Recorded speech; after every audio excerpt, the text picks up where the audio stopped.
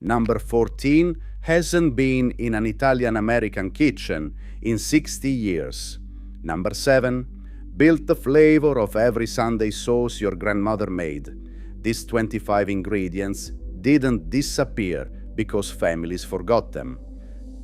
Number 25. Strutto. There is a jar that used to sit near the back of the pantry in almost every Italian household in Brooklyn, Newark, and South Philadelphia. Rendered pork fat. The cooking base Italian grandmothers used for everything, from frying to pasta dough to bread. Rome's own tourism authority states it plainly. Until just a few decades ago, strutto was one of the key ingredients of authentic Roman-style cooking. Then came Ansel Keys, whose Mediterranean diet research the American Heart Association embraced. Italians were told saturated fat caused heart disease. The health panic and the demographic exodus from urban Italian neighborhoods arrived in the same decade. The jar got thrown out. Before any more ingredients are named, one thing needs to be said. In the late 1960s, the United States banned the import of Italian cured pork products, citing disease transmission risk. Prosciutto di Parma did not legally return until October 1989. Mortadella was banned until 2000. Dozens of other Italian salumi stayed banned until May 2013. Italian-American families did not forget their pantry. The government closed the door on most of it. Number 24. Salt-packed capers, packed in coarse sea salt since ancient Rome, concentrating flavor instead of diluting it into brine. When the Italian specialty stores closed, brine-packed supermarket jars replaced them, and the distinction vanished. Number 23. Farro. Grown continuously in the Garfagnana Valley of Tuscany for 2,000 years, protected by IGP, the grain of Roman legions. When Italian immigrants arrived in American cities, it had no supply chain. Number 22. Dried fava beans, the base of fave e cicoria, one of the oldest preparations in southern Italian cooking. A texture a can cannot replicate, gone from Italian-American tables within 2 generations of the neighborhood stores closing. Number 21. Peperoni crusci, deep red Senise peppers from Basilicata, dried and fried until they shatter into a powder with a sweetness no paprika carries. No distribution outside southern Italy. In communities descended from Basilicata, even the name has disappeared. But government bans and closed stores were only part of it. The next few ingredients vanished for a different reason. America had no landscape for them. Number 20. Finocchietto selvatico, wild fennel with no bulb, growing only on uncultivated hillsides in Sicily and Calabria. The defining ingredient of pasta con le sarde. When Sicilian immigrants settled in American cities, it did not grow on the Lower East Side. Number 19. Chestnut flower, free food from the surrounding forests in Tuscany, Liguria, and Emilia-Romagna for centuries. When Italian immigrants moved to American cities, there were no forests. Number 18. Bottarga, cured dried fish roe traced by Sardinian food historians to the Phoenicians 3,000 years ago. Until the 1970s, it had no commercial distribution. Immigrants carried the memory, not the product. Number 17. Estratto di pomodoro, Sicilian sun-dried tomato extract, reduced outdoors over days into a brick red concentrate, 10 times more intense than any commercial product. Made communally by whole neighborhoods. No tenement family in New York could replicate this. Number 16. Dried porcini mushrooms. Many Italian-American families still keep a packet in the pantry. The soaking liquid is as important as the mushroom. The technique traveled orally, from the person at the pot to the person watching. When the watching stopped, the packet stayed, but the knowledge left. Some ingredients disappeared because stores stopped carrying them. This one stayed on the shelf and still disappeared. And number 7 is getting closer. That one is going to ask something of you. Number 15, guanciale, the fat-cured pork jowl that dissolves into carbonara and amatriciana in a way pancetta cannot replicate. Blocked by the USDA ban until May 2013, Italian-American families cooking carbonara in the 1990s used bacon, not because they preferred it, because the authentic ingredient was on the wrong side of a federal regulation. Number 14. This is the one that takes most Italian Americans a moment to place, not because it was obscure, because the English word for it does not exist. Colatura di alici, fermented anchovy sauce, amber-colored, intensely savory, produced in the fishing village of Setara on the Amalfi Coast. The first documented reference is from a 12th century monastery near Amalfi, where Benedictine monks adapted the ancient Roman technique of making garum, with production sites found in Spain, Portugal, and across North Africa. After Rome fell, garum disappeared from most of Europe except one place, the stretch of Campanian coast around Setara. Today, the entire annual production of DOP certified colatura di alici is between 20,000 and 35,000 liters worldwide. The EU did not award it protected status until October 2020, the first Italian OP certification for a fish product. It takes 40 kilograms of anchovies to produce 5 liters. And colatura is the formal version of something Italian-American grandmothers did in every kitchen, something that disappeared even more completely because it was never written down at all.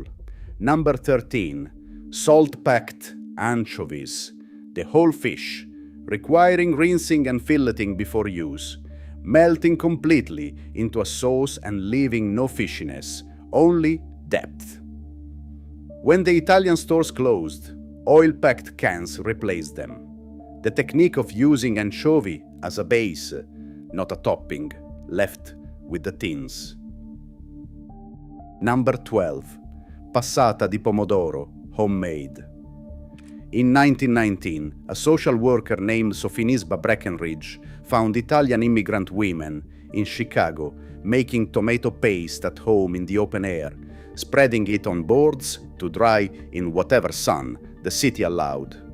By the mid-1950s, Chef Boyardee was on supermarket shelves. The Sunday sauce survived. The ingredient it was built on became a can. Number 11. Prosciutto di Parma, banned for 20 years, returned in October 1989. By 2019, the United States had become its largest export market, 600,000 pieces per year, at an estimated value of 60 million euros annually. The generation that grew up during the ban used the substitute and never went back. Number 10. Lardo di Colonnata, cured pig's back fat aged in marble basins in Tuscany, not lard. The confusion between the two English words erased the ingredient. As food writer Giuseppe Maffioli put it, lardo is Italy's quietest treasure. It does not shout, it vanishes. Number 9. Peperoncino calabrese, the whole dried Calabrian chili with a fruity sweetness that red pepper flakes cannot carry. Families grew them in backyard pots and dried them on windowsills. When the kitchen gardens disappeared, red pepper flakes replaced them. They carry heat, not the character. Number 8. The oral tradition itself. There were almost no Italian-American cookbooks before the 1960s. Recipes passed down as oral tradition, standing at the pot, watching, tasting. Then girls in American schools took home economics classes that taught the American style. The cookbooks that did exist were written by Anglo-American chefs adapting Italian food for mainstream palates. Pellegrino Artusi's 1891 cookbook, 52,000 copies, reprinted 13 times, contains almost nothing from Naples, Sicily, or the southern Italian regions, where the vast majority of Italian immigrants to America came from. The knowledge those families carried was never written down. When they were gone, it was gone. Number 7. This is the one that was in every Sunday sauce your grandmother made and was never listed in the recipe. Salt packet anchovies, dissolved. 1 or 2 fillets stirred into the soffritto before the tomatoes went in, before anyone else arrived in the kitchen. By the time the sauce was finished, there was no trace of fish, only depth. Every grandmother who knew this also knew not to say it, because the children would not eat it. It was the ingredient kept quiet, passed person to person, the one that had no place in a written recipe because writing it down meant defending it. When the grandmothers were gone, the technique went with them. The sauce tasted almost the same, almost. But the final disappearance was not an ingredient at all. It was the place that kept every one of them alive. Number 6. Mortadella, the real product from Bologna, is coarsely ground pork studded with throat fat, and it was banned from American import until 2000. For 30 years, Italian-American families ate a version that shared the name but not the product. The word Bologna and the city of Bologna became invisible within 2 generations. That is why number 1 matters more than anything else on this list. Number 5. Bottarga di tonno, the Sicilian tuna version from the fisheries of Favignana, Trapani and Marzamemi. Winter food, never exportable. The memory traveled, the ingredient did not. Number 4. Nduja, spreadable Calabrian salami, pork and peperoncino fermented into something that dissolves into pasta sauce. Unavailable in the United States for most of the 20th century, Calabrese families knew when the imitations arrived. Their grandchildren mostly do not. Number 3. Wild fennel pollen, gathered by hand from Tuscan and Sicilian hillsides in May, is a spice with an anise complexity that cultivated fennel seed does not carry. Impossible to source without foraging. It left with the hillsides. Number 2. Chestnut honey, dark, almost bitter, used as often in savory applications as sweet.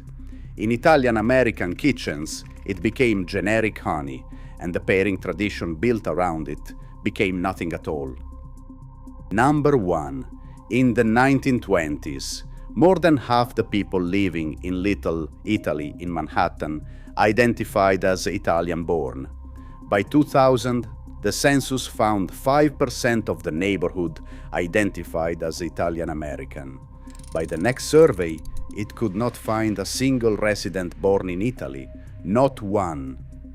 The enclave that had housed 400,000 Italians at its peak, the living pantry for all of these ingredients, the place where strutto and colatura and pepperoni cruci and salt-packet capers could actually be sourced, was gone. The pork store. The woman who kept a jar of colatura and knew what to do with it. The grandmother who dissolved anchovies in oil before anyone else arrived in the kitchen. No ingredient on this list was forgotten. Each one was tied to a place, a store, a trade route, a federal ban, or a community that dispersed. Each one had a reason. Now you know what those reasons were.